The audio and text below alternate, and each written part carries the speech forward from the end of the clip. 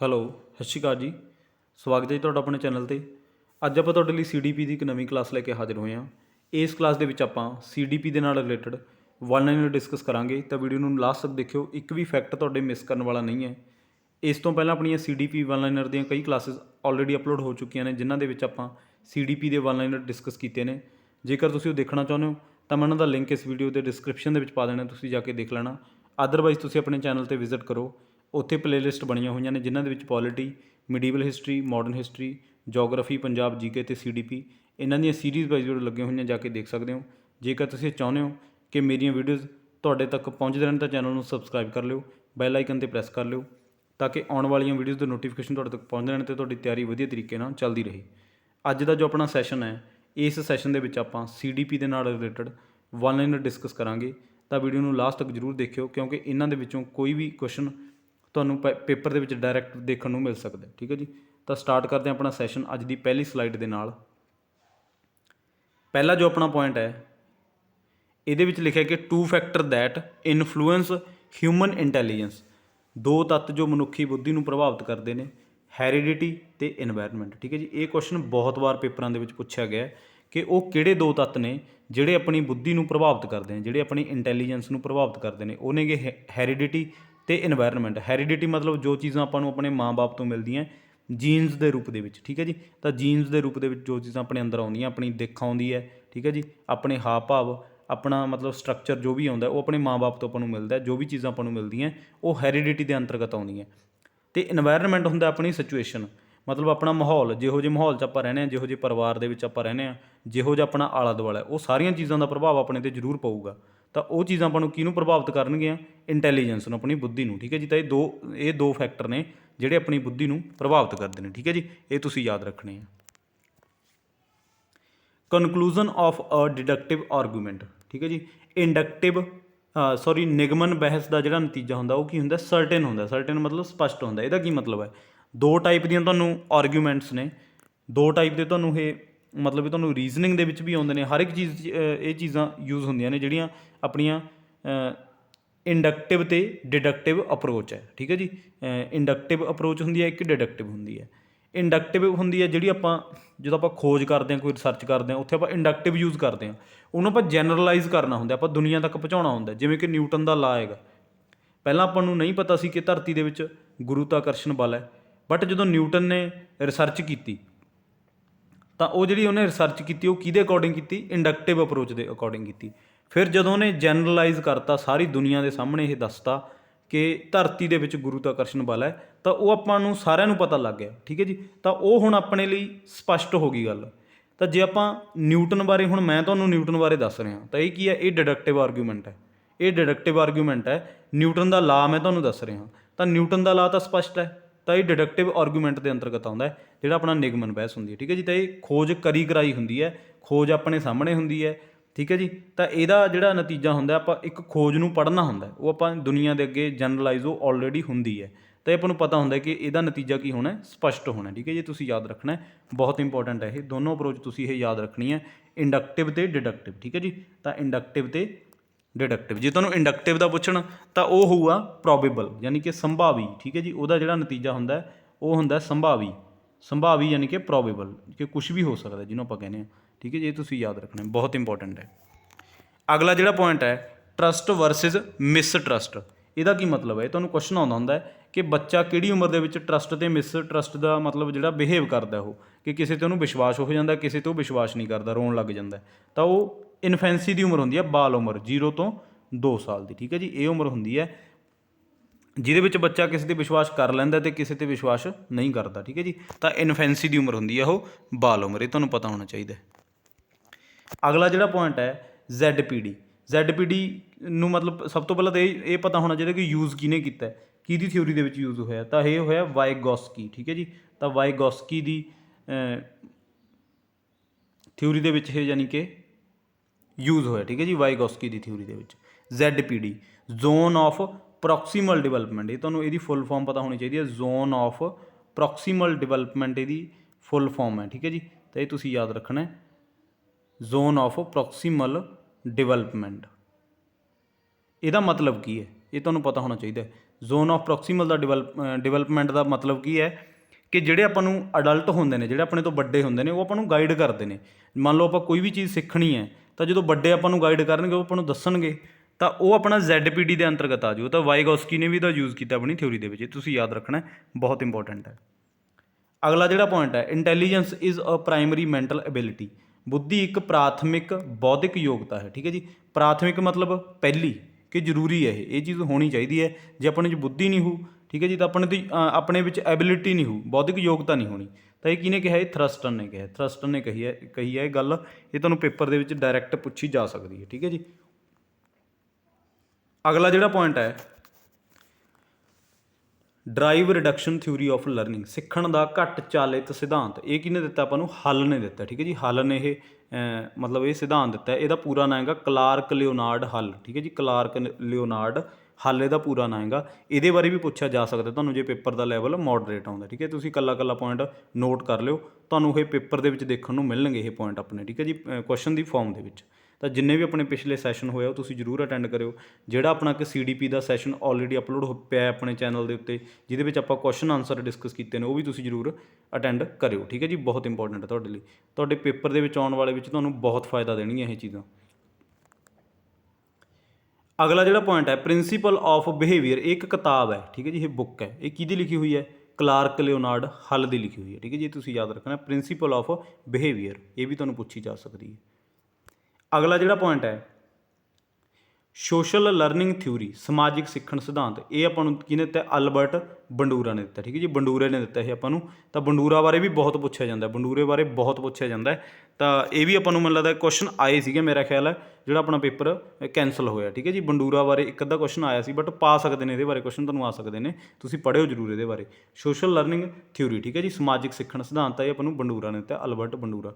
ਇਹਦੀ ਇੱਕ ਹੋਰ ਥਿਊਰੀ ਹੈ, ਆਲਸੋ ਆਬਜ਼ਰਵੇਸ਼ਨ ਥਿਊਰੀ। ਇਹ ਮੈਂ ਆਲਸੋ ਤਾਂ ਪਾਇਆ ਵੀ ਇਹਦੀ ਇੱਕ ਇਹ ਵੀ ਥਿਊਰੀ ਹੈ, ਆਬਜ਼ਰਵੇਸ਼ਨ ਕਰਨਾ ਹੁੰਦਾ ਹੈ। ਜਦੋਂ ਆਪਾਂ, ਜਿਹੜਾ ਬੰਦਾ ਘੱਟ ਬੋਲਦਾ ਹੁੰਦਾ, ਉਹ ਦੂਸਰਿਆਂ ਨੂੰ ਆਬਜ਼ਰਵ ਕਰਦਾ। ਆਬਜ਼ਰਵ ਕਰਨਾ ਮਤਲਬ ਆਪਾਂ ਚੁੱਪ ਰਹਿ ਕੇ ਸਿੱਖਣਾ, ਸਭ ਕੁਝ ਸਿੱਖਣਾ। ਤਾਂ ਆਬਜ਼ਰਵ ਕਰਨ ਵਾਲਾ ਬੰਦਾ ਸਭ ਤੋਂ ਵੱਧ ਸਿੱਖਦਾ ਹੁੰਦਾ। ਤਾਂ ਆਬਜ਼ਰਵੇਸ਼ਨ ਥਿਊਰੀ ਇਹਨੇ ਲਿਆ ਕੇ ਦਿੱਤੀ ਸੀ ਆਪਣੇ ਅਲਬਰਟ ਬੰਡੂਰਾ ਨੇ। ਠੀਕ ਹੈ ਜੀ, ਤਾਂ ਜਿਹੜੀ ਆਪਾਂ ਇਹ ਥਿਊਰੀ ਲਿਆਂਦੀ ਸੀ ਆਬਜ਼ਰਵੇਸ਼ਨ, ਅਲਬਰਟ ਬੰਡੂਰਾ ਨੇ ਲਿਆਂਦੀ ਸੀ। ਤੁਸੀਂ ਯਾਦ ਰੱਖਣਾ, ਬਹੁਤ ਇੰਪੋਰਟੈਂਟ ਹੈ। ਅਗਲਾ ਜਿਹੜਾ ਆਪਣਾ ਪੁਆਇੰਟ ਹੈ, modelling theory of learning. Modelling ਤੁਸੀਂ ਇਹ ਨਾ ਸਮਝਿਓ ਕਿ ਜਿਹੜੀ ਆਪਣੀ ਫਿਲਮਾਂ ਦੇ ਵਿੱਚ ਮਾਡਲਿੰਗ ਹੁੰਦੀ ਹੈ, ਉਹ ਮਾਡਲਿੰਗ ਦੀ ਗੱਲ ਨਹੀਂ ਇੱਥੇ ਹੋ ਰਹੀ। ਮਾਡਲਿੰਗ ਮਤਲਬ ਆਪਾਂ ਕਿਸੇ ਨੂੰ ਰੋਲ ਮਾਡਲ ਮੰਨਣਾ। ਇਹਦਾ ਕੀ ਮਤਲਬ ਸੀ?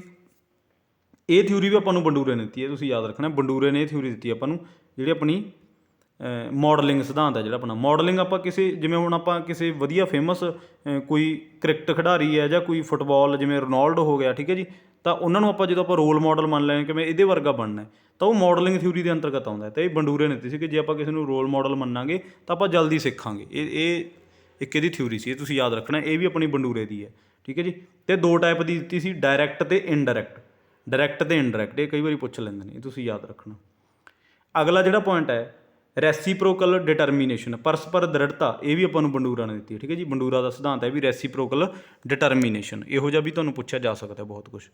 ਓਪਰੈਂਟ ਥਿਊਰੀ ਆਫ ਲਰਨਿੰਗ। ਓਪਰੈਂਟ ਦਾ ਕੀ ਮਤਲਬ ਹੁੰਦਾ ਕਿ ਦਬਾ ਕੇ, ਮਤਲਬ ਬੱਚੇ ਦੇ ਬਿਹੇਵ ਦੇ ਵਿੱਚ ਚੇਂਜ ਕਰਨਾ, ਥੋੜ੍ਹਾ ਜਿਹਾ ਦਬਾ ਕਹਿੰਦੇ ਜ਼ਰੂਰੀ ਹੈ। ਸਕਿਨਰ ਨੇ ਕਿਹਾ ਸੀਗਾ, ਸਕਿਨਰ ਦੀ ਥਿਊਰੀ ਹੈ ਇਹ, ਓਪਰੈਂਟ ਥਿਊਰੀ ਆਫ ਲਰਨਿੰਗ।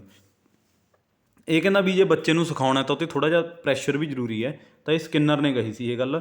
ਤਾਂ ਓਪਰੈਂਟ ਥਿਊਰੀ ਆਫ ਲਰਨਿੰਗ ਦੇ ਅੰਤਰਗਤ ਆ ਜਾਂਦੀ ਹੈ ਇਹ ਗੱਲ। ਅਗਲਾ ਜਿਹੜਾ ਪੁਆਇੰਟ ਹੈ, ਮਾਡਰਨ ਫਾਦਰ ਆਫ ਬਿਹੇਵੀਅਰਿਜ਼ਮ। ਤਾਂ ਵੈਸੇ ਜੇ ਤੁਹਾਨੂੰ ਫਾਦਰ ਪੁੱਛਣ ਤਾਂ ਉਹ ਹੈਗਾ ਆਪਣਾ JB ਵਾਟਸਨ, ਬਟ ਜੇ ਮਾਡਰਨ ਪੁੱਛਣ ਤਾਂ ਇਹਦਾ ਮਤਲਬ ਤੁਹਾਨੂੰ ਕਿਹਦੇ ਬਾਰੇ ਪੁੱਛ ਰਹੇ? ਸਕਿਨਰ ਬਾਰੇ ਪੁੱਛ ਰਹੇ ਆ। ਠੀਕ ਹੈ ਜੀ, ਤਾਂ ਸਕਿਨਰ ਇਹਦਾ ਆਨਸਰ ਆਊਗਾ, ਮਾਡਰਨ ਫਾਦਰ ਆਫ ਬਿਹੇਵੀਅਰਿਜ਼ਮ। ਅਗਲਾ ਜਿਹੜਾ ਪੁਆਇੰਟ ਹੈ, Skinner theory based on Thorndike law of effect. ਤਾਂ ਥੋਰਨਡਾਈਕ ਨੇ 3 ਆਪਾਂ ਨੂੰ ਉਹ ਦਿੱਤੇ ਨੇ law of effect, law of exercise, law of readiness. ਤਾਂ ਇਹ ਕਿਹਨੇ ਦਿੱਤੇ? ਥੋਰਨਡਾਈਕ ਨੇ। ਤਾਂ ਕਹਿੰਦੇ ਜਿਹੜੀ ਸਕਿਨਰ ਦੀ ਥਿਊਰੀ ਹੈ, ਤੁਹਾਨੂੰ ਪੁੱਛ ਸਕਦੇ ਆ, ਇੱਕ ਤਾਂ ਇਹ ਵਿਦਵਾਨ ਦਾ ਨਾਂ, ਕਿ ਕਿਹੜੇ ਵਿਦਵਾਨ ਦੇ ਉੱਤੇ ਬੇਸਡ ਹੈ ਇਹ ਥਿਊਰੀ। ਤਾਂ ਇਹ ਹੈਗੀ ਥੋਰਨਡਾਈਕ 'ਤੇ। ਫਿਰ ਤੁਹਾਨੂੰ ਅੱਗੇ ਜੇ ਜ਼ਿਆਦਾ ਡੀਪਲੀ ਪੁੱਛ ਲੈਣਗੇ ਤਾਂ ਉਹ ਇਹ ਪੁੱਛਣਗੇ ਕਿ ਕਿਹੜੇ ਲਾਅ ਦੇ ਉੱਤੇ। ਤਾਂ 3 ਲਾਅ ਨੇ ਇਹਦੇ, 3 ਦੇ ਵਿੱਚੋਂ ਲਾਅ ਆਫ ਇਫੈਕਟ ਦੇ ਉੱਤੇ ਇਹ ਥਿਊਰੀ ਹੈ ਜਿਹੜੀ ਉਹ ਆਧਾਰਿਤ ਹੈ। ਠੀਕ ਹੈ ਜੀ, ਤੁਹਾਨੂੰ ਪੁੱਛਿਆ ਜਾ ਸਕਦਾ। ਠੀਕ ਹੈ ਜੀ, ਤਾਂ ਬਹੁਤ ਇੰਪੋਰਟੈਂਟ ਹੈ ਇਹ। ਅਗਲਾ ਜਿਹੜਾ ਪੁਆਇੰਟ ਹੈ, Skinner theory is based on linear program. Skinner ਦਾ ਜਿਹੜਾ ਸਿਧਾਂਤ ਹੈ ਉਹ ਰੇਖਿਕ ਪ੍ਰੋਗਰਾਮ ਉੱਤੇ ਆਧਾਰਿਤ ਹੈ। ਇਹ ਤੁਹਾਨੂੰ ਪ੍ਰੋਗਰਾਮ ਪੁੱਛ ਸਕਦੇ ਆ ਕਿ ਕਿਹੜੇ ਪ੍ਰੋਗਰਾਮ 'ਤੇ ਆਧਾਰਿਤ ਹੈ, ਠੀਕ ਹੈ ਜੀ। ਲਾਈਨਰ ਪ੍ਰੋਗਰਾਮ 'ਤੇ ਆਧਾਰਿਤ ਹੈ ਇਹਦਾ ਜਿਹੜਾ ਸਿਧਾਂਤ ਹੈ। ਅਗਲਾ ਜਿਹੜਾ ਪੁਆਇੰਟ ਹੈ, ਬੁੱਕ ਹੈ ਇੱਕ, ਦੀ ਬਿਹੇਵੀਅਰ ਆਫ ਆਰਗੇਨਿਜ਼ਮ। ਇਹ ਕਿਹਦੀ ਲਿਖੀ ਹੋਈ ਹੈ? ਬੁੱਕਸ ਬਾਰੇ ਤੁਸੀਂ ਜ਼ਰੂਰ ਪੜ੍ਹ ਕੇ ਜਾਇਓ ਕਿਉਂਕਿ ਪੁੱਛੀਆਂ ਜਾਂਦੀਆਂ। ਦੀ ਬਿਹੇਵੀਅਰ ਆਫ ਆਰਗੇਨਿਜ਼ਮ ਕਿਹਦੀ ਲਿਖੀ ਹੈ? ਸਕਿਨਰ ਦੀ ਲਿਖੀ ਹੋਈ ਬੁੱਕ ਹੈ, ਠੀਕ ਹੈ ਜੀ, ਬਹੁਤ ਇੰਪੋਰਟੈਂਟ ਹੈ, ਸਕਿਨਰ ਦੀ ਲਿਖੀ ਹੋਈ ਬੁੱਕ ਹੈ ਇਹ। ਅਗਲਾ ਜਿਹੜਾ ਆਪਣਾ ਪੁਆਇੰਟ ਹੈ, ਇਹ ਬੁੱਕ ਬਹੁਤ ਇੰਪੋਰਟੈਂਟ ਹੈ, ਯਾਦ ਰੱਖਿਓ ਤੁਸੀਂ, ਜਿਹੜੀ ਮੈਂ ਤੁਹਾਨੂੰ ਹੁਣ ਕਰਵਾਉਣ ਜਾ ਰਿਹਾ। ਵੈਲਡਨ 2 ਬੁੱਕ, ਠੀਕ ਹੈ ਜੀ, ਵੈਲਡਨ 2 ਹੈ ਇਹਦਾ ਨਾਮ, ਵੈਲਡਨ 2। ਇੱਕ ਕਿਤਾਬ ਹੈਗੀ ਵੈਲਡਨ 2, ਇਹ ਕਿਹਦੀ ਲਿਖੀ ਹੋਈ ਹੈ? BF ਸਕਿਨਰ ਦੀ। ਤੁਸੀਂ ਗੂਗਲ 'ਤੇ ਵੀ ਇਹਦੇ ਬਾਰੇ ਸਰਚ ਮਾਰ ਸਕਦੇ ਹੋ, ਤਾਂ BF ਸਕਿਨਰ ਦੀ ਲਿਖੀ ਹੋਈ ਹੈ ਵੈਲਡਨ 2, ਠੀਕ ਹੈ ਜੀ, TWO। ਤਾਂ ਬਹੁਤ ਇੰਪੋਰਟੈਂਟ ਬੁੱਕ ਹੈ, ਯਾਦ ਰੱਖਿਓ, ਤੁਹਾਨੂੰ ਪੇਪਰ ਦੇ ਵਿੱਚ ਪੁੱਛੀ ਜਾ ਸਕਦੀ ਹੈ। ਕਲਾਸੀਕਲ ਥਿਊਰੀ ਆਫ ਲਰਨਿੰਗ, ਸਿੱਖਣ ਦਾ ਕਲਾਸੀਕਲ ਸਿਧਾਂਤ, ਤਾਂ ਇਹ ਆਪਾਂ ਨੂੰ ਦਿੱਤਾ ਪਾਵਲੋਵ ਨੇ। ਤਾਂ ਜਿੰਨੇ ਵੀ ਕਲਾਸੀਕਲ ਜਿੱਥੇ ਤੁਹਾਨੂੰ ਵਰਡ ਦਿਖੂਗਾ ਤਾਂ 99% ਜਿਹੜੇ ਚਾਂਸ ਬਣ ਜਾਂਦੇ ਨੇ ਉਹ ਪਾਵਲੋਵ ਦੇ ਬਣ ਜਾਂਦੇ ਨੇ, ਤੁਸੀਂ ਯਾਦ ਰੱਖਣਾ, ਠੀਕ ਹੈ ਜੀ। ਤਾਂ ਜਿਹੜਾ ਕਲਾਸੀਕਲ ਥਿਊਰੀ ਆਪਾਂ ਨੂੰ ਦਿੱਤੀ ਹੈ ਪਾਵਲੋਵ ਨੇ ਦਿੱਤੀ ਹੈਗੀ। ਤਾਂ ਇੱਕ ਤੁਸੀਂ ਪਾਵਲੋਵ ਬਾਰੇ ਜਿਹੜੇ ਪੁਆਇੰਟ ਯਾਦ ਰੱਖਣੇ, ਜਿਵੇਂ ਕਿ ਨੋਬਲ ਪ੍ਰਾਈਜ਼ ਮਿਲਿਆ ਸੀ ਇਹ ਬੰਦੇ ਨੂੰ, ਪਾਵਲੋਵ ਨੂੰ, ਮੈਡੀਸਨ ਦੇ ਖੇਤਰ ਦੇ ਵਿੱਚ ਮਿਲਿਆ ਸੀ, ਦਵਾਈਆਂ ਦੇ ਖੇਤਰ ਦੇ ਵਿੱਚ। ਕਦੋਂ ਮਿਲਿਆ ਸੀ? 1904 ਦੇ ਵਿੱਚ। ਇਹ ਤੁਸੀਂ ਯਾਦ ਰੱਖਿਓ, ਪਾਵਲੋਵ ਨੂੰ ਮਿਲਿਆ ਸੀਗਾ ਮੈਡੀਸਨ ਦੇ ਖੇਤਰ ਦੇ ਵਿੱਚ ਪ੍ਰਾਈਜ਼, ਨੋਬਲ ਪ੍ਰਾਈਜ਼, ਠੀਕ ਹੈ ਜੀ, ਤਾਂ 1904 ਦੇ ਵਿੱਚ। ਇਹ ਤੁਸੀਂ ਯਾਦ ਰੱਖੋ, ਬਹੁਤ ਇੰਪੋਰਟੈਂਟ ਪੁਆਇੰਟ ਹੈ, ਇਹ ਪੁੱਛਿਆ ਜਾ ਸਕਦਾ ਤੁਹਾਨੂੰ। ਅਗਲਾ ਜਿਹੜਾ ਪੁਆਇੰਟ ਹੈ, SS ਥਿਊਰੀ ਆਫ ਲਰਨਿੰਗ, ਸਿੱਖਣ ਦਾ SS ਸਿਧਾਂਤ ਕਿਹਦਾ? ਇਹ ਵੀ ਪਾਵਲੋਵ ਦਾ ਹੈਗਾ। ਫਾਦਰ ਆਫ ਕਲਾਸੀਕਲ ਕੰਡੀਸ਼ਨਿੰਗ, ਇੱਥੇ ਆ ਗਿਆ ਨਾ ਵਰਡ ਕਲਾਸੀਕਲ, ਠੀਕ ਹੈ ਜੀ, ਤਾਂ ਇਹ ਵੀ ਆਪਾਂ ਨੂੰ ਪਾਵਲੋਵ ਨੇ ਦਿੱਤਾ। ਤਾਂ ਕਲਾਸੀਕਲ ਵਰਡ ਜਿਹੜਾ ਪਾਵਲੋਵ ਨਾਲ ਜ਼ਿਆਦਾ ਸੰਬੰਧਿਤ ਹੈ, ਇਹਨੇ ਬਹੁਤ ਯੂਜ਼ ਕੀਤਾ ਕਲਾਸੀਕਲ ਵਰਡ ਦਾ, ਠੀਕ ਹੈ ਜੀ। ਇਹ ਕਲਾਸੀਕਲ ਵਰਡ ਤੁਸੀਂ ਯਾਦ ਰੱਖਿਓ। ਅਗਲਾ ਜਿਹੜਾ ਪੁਆਇੰਟ ਹੈ, ਫਾਦਰ ਆਫ ਬਿਹੇਵੀਅਰਿਜ਼ਮ, ਵਿਵਹਾਰਵਾਦ ਦਾ ਪਿਤਾਮਾ ਕੌਣ ਹੈ? JV Watson. ਜੇ ਮਾਡਰਨ ਪੁੱਛਣ ਤਾਂ ਸਕਿਨਰ, ਠੀਕ ਹੈ ਜੀ, ਤਾਂ JV ਵਾਟਸਨ ਇਹਦਾ ਆਨਸਰ ਆਊਗਾ, ਫਾਦਰ ਆਫ ਬਿਹੇਵੀਅਰਿਜ਼ਮ, ਠੀਕ ਹੈ ਜੀ, ਇਹ ਤੁਸੀਂ ਯਾਦ ਰੱਖਣਾ, ਬਹੁਤ ਇੰਪੋਰਟੈਂਟ ਹੈ। ਅਗਲੀਆਂ ਆਪਣੀਆਂ 3 ਡਿਸੇਬਿਲਿਟੀਜ਼ ਨੇ, ਬਹੁਤ ਇੰਪੋਰਟੈਂਟ ਨੇ, ਤੁਹਾਨੂੰ ਵਾਰ-ਵਾਰ ਪੁੱਛੀਆਂ ਜਾਂਦੀਆਂ ਅਤੇ ਵਾਰ-ਵਾਰ ਤੁਸੀਂ ਕਨਫਿਊਜ਼ ਹੋ ਕੇ ਇਹਨੂੰ ਗਲਤ ਕਰਕੇ ਆਉਂਦੇ ਹੋ। ਸਭ ਤੋਂ ਪਹਿਲੀ ਹੈ ਜਿਹੜੀ ਡਿਸਲੈਕਸੀਆ, ਠੀਕ ਹੈ ਜੀ।